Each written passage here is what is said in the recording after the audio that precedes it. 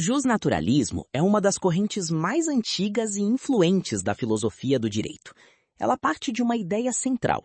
Existe um direito que não depende da vontade humana para existir, um conjunto de normas e princípios que são anteriores e superiores ao direito criado pelos homens. Esse direito natural pode ser descoberto pela razão, pela fé ou pela observação da natureza das coisas. Em oposição ao direito positivo, que é aquele criado pelos parlamentos, reis ou assembleias constituintes, o direito natural seria universal, imutável e válido para todos os povos e em todos os tempos. Compreender o justnaturalismo é fundamental para entender as bases sobre as quais se construiu toda a tradição jurídica ocidental. As origens do justnaturalismo remontam à Grécia Antiga. Os filósofos gregos já identificavam uma distinção entre o que era justo por natureza e o que era justo por convenção. Aristóteles, em sua obra Ética a Nicômaco, faz essa separação ao dizer que o justo natural é aquele que tem em todo lugar a mesma força e não depende de parecer ou não. Para os gregos, a natureza era uma ordem racional que organizava o cosmos, e o ser humano, como animal político e racional, deveria viver em conformidade com essa ordem. A lei positiva da cidade, a polis, só seria legítima se estivesse de acordo com essa lei superior da natureza. Essa intuição grega plantou a semente de tudo que viria depois. Os estoicos aprofundaram essa ideia de forma significativa. Para eles, o universo inteiro era regido por uma razão universal, o Logos, que permeava todas as coisas. O ser humano participava dessa razão e, por isso, tinha acesso a uma lei natural que era comum a toda a humanidade, independentemente de ser grego, romano ou estrangeiro. Essa concepção foi extremamente importante porque ampliou o alcance do direito natural para além das fronteiras da cidade-estado. Os estoicos, como Cícero, que não era grego, mas romano e fortemente influenciado pelo estoicismo, afirmavam que a verdadeira lei é a reta razão em acordo com a natureza, universal, constante e eterna. Isso está em sua obra Da República e representa uma das formulações mais clássicas do justnaturalismo antigo. Com o surgimento e expansão do cristianismo, o justnaturalismo passou por uma transformação profunda. A ideia de natureza foi progressivamente associada à criação divina, e a lei natural passou a ser compreendida como expressão da vontade e sabedoria de Deus impressa nas criaturas. Santo Agostinho, no século IV e V d.C., foi um dos primeiros a articular essa fusão entre fé cristã e filosofia grega. Para Agostinho, a lei eterna era a razão ou vontade de Deus que manda conservar a ordem natural e proíbe perturbá-la. Essa lei eterna se manifestava na lei natural, acessível pela razão humana, e na lei positiva, criada pelos homens. Sem conformidade com a lei eterna, uma lei humana seria injusta e, segundo Agostinho, não seria verdadeiramente uma lei. A grande síntese do justnaturalismo medieval veio com São Tomás de Aquino, no século XIII. Tomás organizou o pensamento jurídico-teológico em 4 tipos de lei: a lei eterna, a lei natural, a lei divina positiva e a lei humana. A lei eterna seria o plano racional de Deus para toda a criação. A lei natural seria a participação da criatura racional nessa lei eterna, ou seja, o modo pelo qual o ser humano, usando a razão, conhece os princípios fundamentais do agir correto. A lei divina positiva seria aquela revelada pelas Escrituras, como os mandamentos. A lei humana, por fim, seria a derivação prática da lei natural aplicada às circunstâncias concretas da vida social. A obra Suma Teológica é a fonte principal desse pensamento e continua sendo referência obrigatória no estudo do justnaturalismo. Tomás de Aquino estabeleceu um princípio que se tornaria central na tradição justnaturalista. A lei humana que contradiz a lei natural não é uma lei, mas uma corrupção da lei. Em latim, essa ideia aparece como lex injusta non est lex, que pode ser traduzido como lei injusta não é lei. Isso tem implicações imensuráveis para o direito.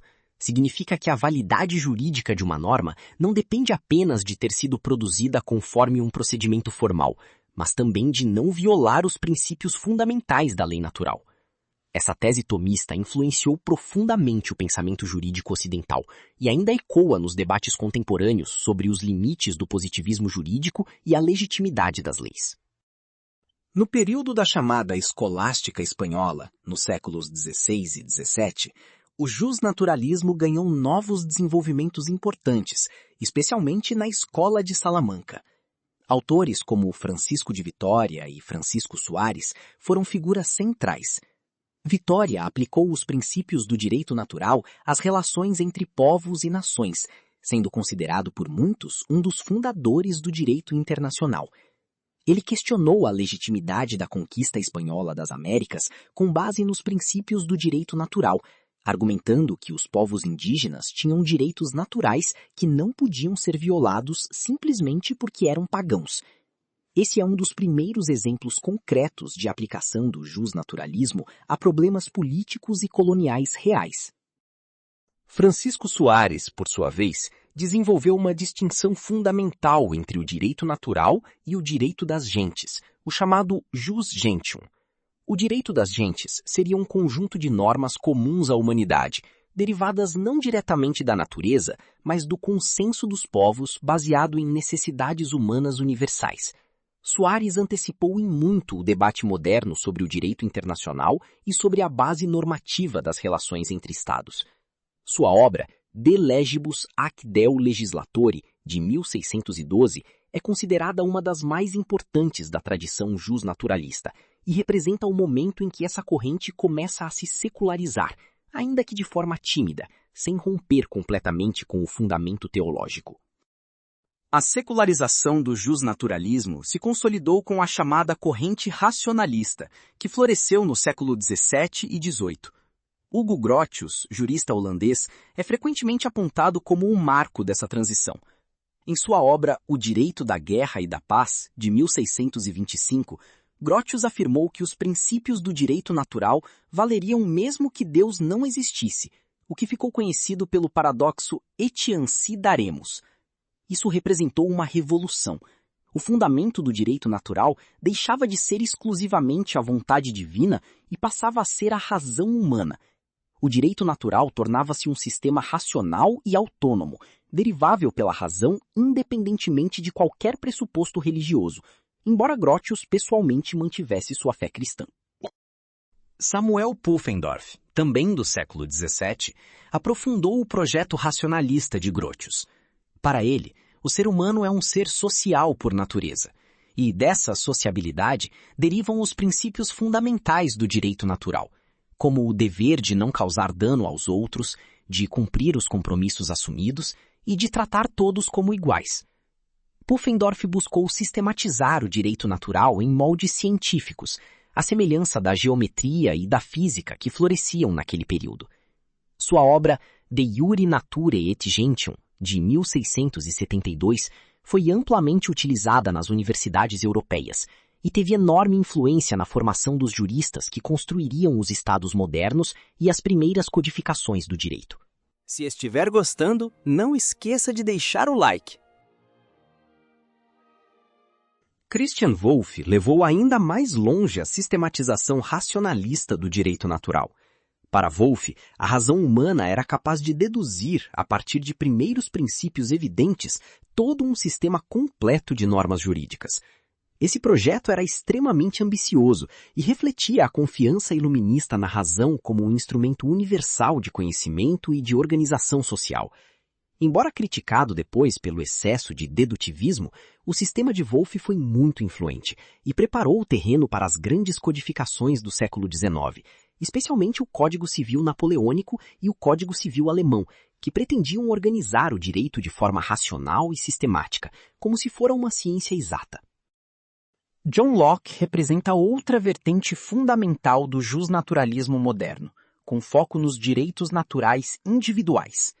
Para Locke, em seu estado de natureza, os seres humanos já possuem direitos naturais inalienáveis, o direito à vida, à liberdade e à propriedade. Esses direitos não são concedidos pelo Estado, mas sim reconhecidos e protegidos por ele. O Estado surge de um contrato social cujo objetivo é justamente garantir esses direitos pré-políticos.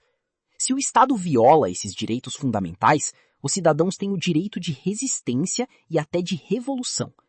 Esse pensamento foi diretamente incorporado nas declarações de direitos do século XVIII, como a Declaração de Independência dos Estados Unidos de 1776, que afirma que todos os homens foram criados iguais e dotados de direitos inalienáveis. Jean-Jacques Rousseau trouxe uma perspectiva distinta dentro do contratualismo. Para ele, o ser humano no estado de natureza era bom e livre, e foi a sociedade que o corrompeu. O contrato social não seria apenas um acordo histórico, mas um princípio normativo de legitimidade política. O poder só seria legítimo quando expressasse a vontade geral do povo. Embora Rousseau não seja um justnaturalista em sentido estrito, seu pensamento dialoga profundamente com essa tradição, ao sustentar que há uma ordem moral natural, da qual a política não pode se afastar sem se tornar ilegítima. Sua influência na Revolução Francesa e na construção do moderno constitucionalismo democrático foi imensa e direta. Immanuel Kant representa o ápice do racionalismo justnaturalista e uma de suas reformulações mais sofisticadas. Para Kant, o direito não se funda em dados empíricos da natureza, mas em princípios racionais a priori. O imperativo categórico, sua fórmula central da moral, determina que se deve agir apenas segundo aquela máxima que se possa querer que se torne lei universal. Aplicado ao direito, isso significa que uma norma jurídica é legítima quando pode ser universalizada sem contradição. Kant separou rigorosamente a moral do direito, mas manteve a ideia de que o direito positivo deve estar em conformidade com o direito racional, que é a expressão da razão prática. Sua obra, A Metafísica dos Costumes, é referência obrigatória para compreender essa fase do justnaturalismo. As grandes declarações de direitos humanos do século XVIII foram a expressão política mais concreta do justnaturalismo moderno. A Declaração dos Direitos do Homem e do Cidadão, adotada pela Assembleia Nacional Francesa em 1789, afirma em seu artigo 1º que os homens nascem e permanecem livres e iguais em direitos. Isso é justnaturalismo puro, a afirmação de que existem direitos que precedem qualquer ordenamento estatal.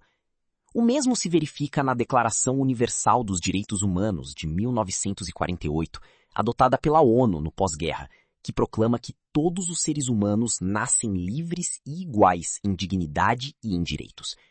Essas declarações não são apenas documentos políticos, mas expressões codificadas do pensamento justnaturalista acumulado por séculos. No século XX, o justnaturalismo ressurgiu com força renovada em resposta aos horrores do nazismo e do totalitarismo. Os julgamentos de Nuremberg, realizados entre 1945 e 1946, condenaram líderes nazistas por crimes contra a humanidade com base em princípios que não estavam codificados em nenhuma lei positiva alemã. Isso implicou reconhecer que existem normas superiores ao direito positivo estatal, normas que derivam da dignidade humana e da razão, e que qualquer lei que as viole pode e deve ser desconsiderada. Gustav Hadruch, jurista alemão que antes era positivista, reformulou seu pensamento após o nazismo e enunciou o que ficou conhecido como a Fórmula de Hadruch. Normas extremamente injustas perdem seu caráter jurídico. Lon Fuller é outro autor central do justnaturalismo contemporâneo. Em sua obra A Moral do Direito, de 1964, Fuller desenvolveu a ideia de que o direito possui uma moralidade interna, que deve ser observada para que um conjunto de normas possa ser chamado de sistema jurídico. Essa moralidade interna inclui princípios como a publicidade das leis, a não retroatividade, a clareza, a consistência e a possibilidade de cumprimento. Para Fuller, um sistema que viola sistematicamente esses princípios não é um mau direito, mas simplesmente não é direito algum. Essa posição o colocou em famoso debate com Herbert Hart, representante do positivismo jurídico, e esse confronto é um dos mais importantes da filosofia do direito do século XX. John Finnis representa a mais elaborada formulação contemporânea do justnaturalismo tomista. Em sua obra Lei Natural e Direitos Naturais, de 1980, Finis sustenta que existem bens humanos básicos, como a vida, o conhecimento, a amizade, a razoabilidade prática e a religião, que são evidentes por si mesmos e não precisam ser derivados de fatos empíricos. O direito natural seria o conjunto de princípios que orienta a busca e proteção desses bens básicos na vida social. Finis rejeitou a falácia naturalista, ou seja, a tentativa de derivar o dever ser do ser, mas manteve que o direito positivo precisa estar orientado para esses bens fundamentais para ser plenamente legítimo. Seu trabalho renovou o diálogo entre o justnaturalismo clássico e a filosofia analítica contemporânea. As principais correntes do justnaturalismo podem ser organizadas em 3 grandes grupos. O primeiro é o justnaturalismo teológico, que funda o direito natural na vontade ou razão de Deus, e tem em Agostinho, Tomás de Aquino e Soares seus principais representantes. O segundo é o justnaturalismo racionalista, que fundamenta o direito natural na razão humana autônoma, sem necessidade de referência religiosa, e tem em Grotius, Pufendorf, Locke, Rousseau e Kant seus expoentes centrais. O terceiro é o justnaturalismo contemporâneo, ou de base axiológica, que procura fundar o direito natural em valores ou bens humanos fundamentais verificáveis pela razão prática, tendo em Finis e Radbruch suas expressões mais representativas. Cada corrente apresenta soluções diferentes para o problema do fundamento do direito. A ideia de direitos humanos universais, que hoje fundamenta tratados internacionais e constituições ao redor do mundo, é uma herança direta do justnaturalismo moderno. O controle de constitucionalidade das leis, pelo qual o judiciário pode declarar inválida uma norma que viola direitos fundamentais, pressupõe que existe algo acima do parlamento, exatamente como o justnaturalismo sempre sustentou. O princípio da dignidade da pessoa humana, inscrito no artigo 1º da Constituição Federal Brasileira de 1988 como fundamento da República, é uma expressão contemporânea do núcleo do pensamento justnaturalista. Enfim, entender o justnaturalismo não é sobre estudar história morta, mas sim compreender as raízes vivas do direito que é praticado nos dias de hoje. Obrigado por assistir. Se gostou do conteúdo, deixa um like. Se não for inscrito, inscreva-se.